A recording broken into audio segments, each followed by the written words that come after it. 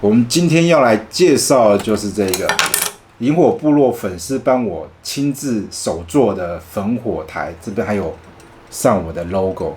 一般说，我们的那个焚火台它是有一个功能，第一个煮食，第二个功能拿来做生火，可以看可以取暖。但那个焚火台其实很大，你个人野营会带像这样子的焚火台。第一个，它可以做得很小。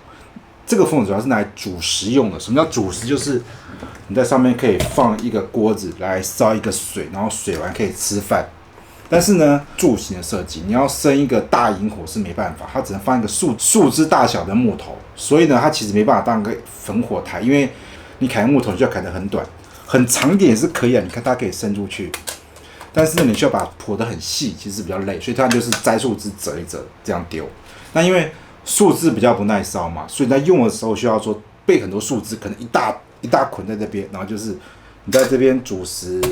然后底下就是一直在那边加树枝，放一颗好的木炭放正中间，这样就可以省去一直加柴的麻烦。就做到这种大概这么小的，然后其实这样算中型的。然后像美国有叫做那个 Firebox， 它做比较大一点，然后从不锈钢到钛合金都有。其实这样设计还蛮多人在做的，就代表这个设计一定是一个适合了背包或者是像机车野的方式来用，而且你会拿来做这个来做主食为主。它是给拆装组合的，大部分都可以这样拆装组合。这个是炉架，其实这个也很重要，因为你如果没有这个炉架的话，如果上面这边是平的，你如果这个锅子比较大，你这样放下去，你就没有火可以冒出来的空间，空气就会不流通，燃烧效率就会不好。这个炉是完美的，因为所有粉丝做给我，但是如果我给建议，我觉得这两个呢，我觉得你可以取消掉。因为你可以省这个工，不用这么麻烦。你把这四面孔切个凹槽，它就有火出来的空间就好了。然后呢，你上面就类似这样原理，你就是可以插一个打两孔，这样子穿过去，这样它其实就可以有一些比较小的炉、小的杯就可以放进去了。所以你可以省下这两个重量跟工钱，然后做这个就可以了。这个地方呢，它在里面，它也用了3根那个算插销，把它插进去，这个。给插下来，这3根插销就可以这样退出来。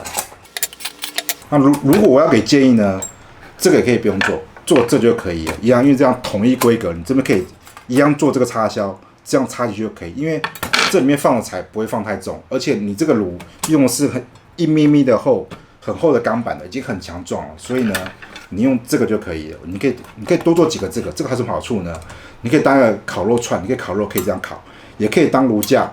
也可以真插上去，可以放在中间当做类似那个炭床。为什么需要炭床？因为你看这边有进气孔，如果这边里面是直通的话呢，这里会塞满了柴或灰，空气又不流通，所以需要把这边给隔开，让柴不会掉下去，那粉灰可以掉下去，那空气可以持续流通，从这边流进去。这边有2个小螺丝，转松就可以了啦。然后呢，你看这边它有4个孔，好。这样就分离开来了。这边有4颗螺丝，把这个给垫高。但我觉得这个螺丝可以做长一点点，反正它可以拆嘛。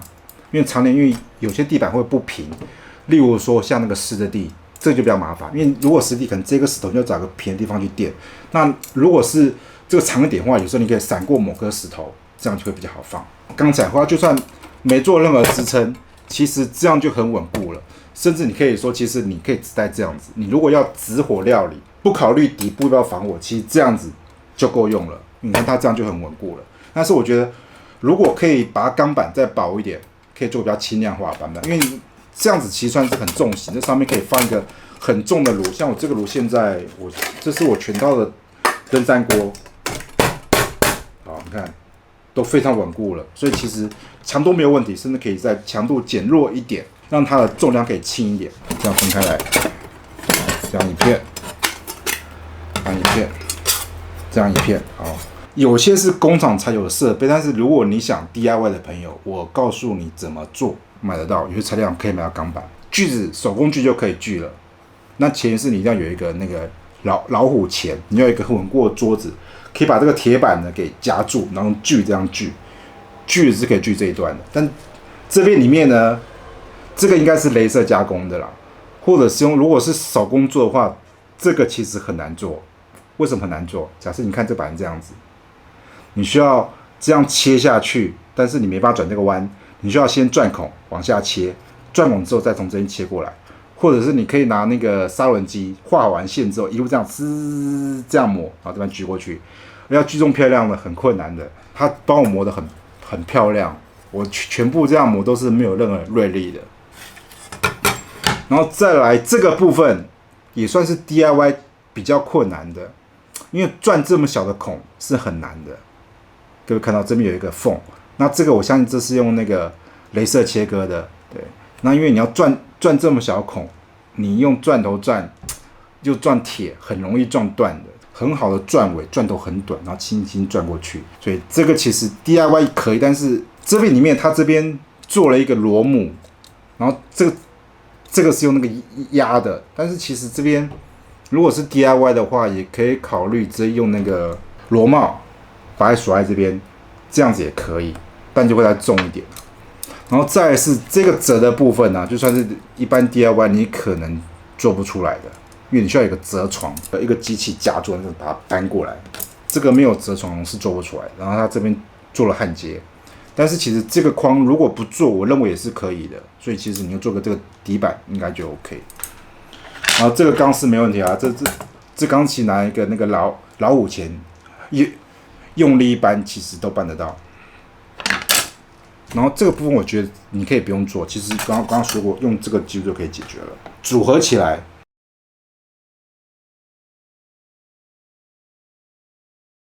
完成了，然后这边这个 logo 呢，它应该是用那个雷射切割做，然后它做完之后，其实雷射切割做完会有一些那个烧煮痕迹，它也完全都打磨掉了，算是打磨的很漂亮。重量呢600多克，645克，所以我觉得它如果把钢板呢厚度薄个可能1/3到甚至到1/2，然后呢。某些零件可以都用这个钢丝取代，我觉得到300克甚至200克应该是没有问题。为什么这种炉不一定适合烤肉呢？因为它的这个炉比较小，它出来就都是火焰的，所以就等于直火料理。那一般我之前分享过，如果烽火台就都直火料理的话，我会做的是，你不要用满整个烽火台。假设烽火台是这么大，你可以火焰靠这一边，那烤的时候可以在旁边烤，你用火焰边火焰烤，等于说这样就是一个小火，过来是大火。可是当这个你要做直火料理的时候，就都是大火，都是火焰在烧，容易火太大，更容易焦黑。除非是你可以放一块木炭，这样就可以温的火才可以用，或者是烧一些大木头，然后是木头烧完剩下红色炭之后再来烤肉也是可以。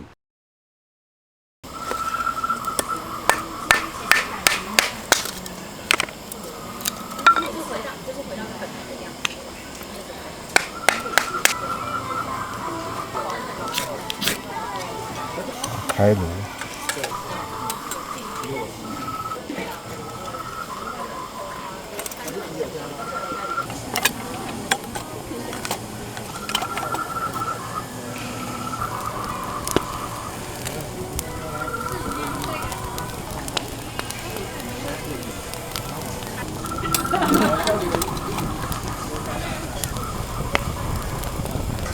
我们先说太没主要太，还是这样，这样子。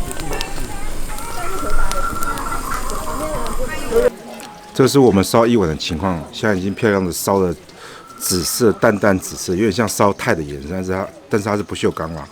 但是我们这样烧一碗的情况是这样呢，它的钢材因为够厚，有1mm厚的钢材，所以其实基本上完全没有变形。然后再来是因为它本身那个材质够厚重，所以我们在烧的时候其实它都还蛮稳固的。